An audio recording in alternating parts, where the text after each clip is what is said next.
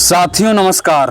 राजनीति जब जातिगत जनगणना पर आधारित हो जाए तब उसका डर किसी व्यक्तिगत या पार्टीगत भावना से प्रेरित होता हुआ दिखाई देने लगता है, या यूं कहें कि मौजूदा सरकार जब राजनीतिक बिसात जाति आधारित जनगणना के आधार पर बिछाए तब यह समझ लेना चाहिए कि मौजूदा सत्ता खतरे में है। क्योंकि बीते दिनों जिस तरीके से गांधी जयंती के दिन बिहार की नीतीश सरकार ने बिहार में हुई जाति जनगणना की रिपोर्ट प्रस्तुत की, उसने खुद ही बिहार सरकार पर सवालिया निशान खड़े कर दिए हैं।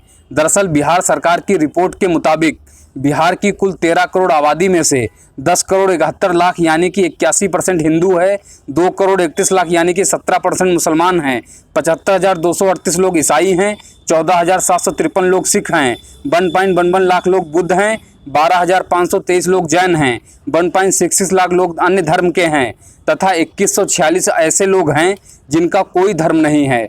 यह रिपोर्ट प्रस्तुत की गई है।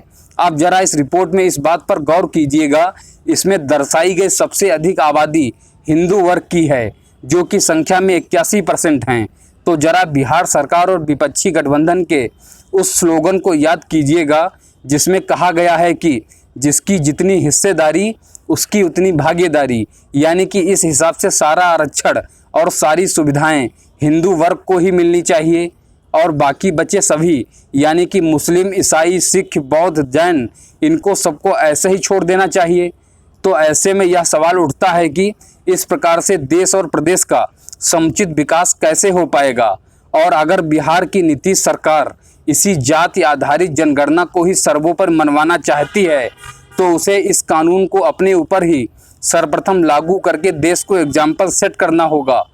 क्योंकि बिहार में नीतीश कुमार जिस कुर्मी कैटेगरी से आते हैं उसकी आबादी तेजस्वी यादव की यादव कैटेगरी से काफ़ी कम है।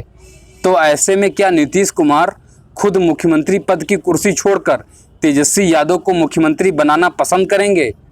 और अगर नीतीश कुमार ऐसा नहीं करते हैं तो देश के लोगों को यह समझना होगा कि बिहार सरकार आगामी लोकसभा चुनाव 2024 के मद्देनज़र प्रधानमंत्री मोदी की बढ़ती हुई लोकप्रियता को देखते हुए इस 2024 के चुनाव को अगड़ा बनाम पिछड़ा वर्ग की राजनीति के माध्यम से एक अलग हवा देने की कोशिश में हैं। क्योंकि नीतीश कुमार जिस जातिगत आधारित जनगणना के माध्यम से लोगों का समुचित विकास करने की बात कह रहे हैं उसमें प्रश्न यह भी उठते हैं कि नीतीश कुमार बीते लगभग 18 सालों से बिहार में मुख्यमंत्री हैं, लेकिन फिर भी बिहार में प्रति व्यक्ति आय तथा शिक्षा और स्वास्थ्य का लेवल अन्य प्रदेशों की अपेक्षा काफ़ी गंभीर स्थिति में क्यों है?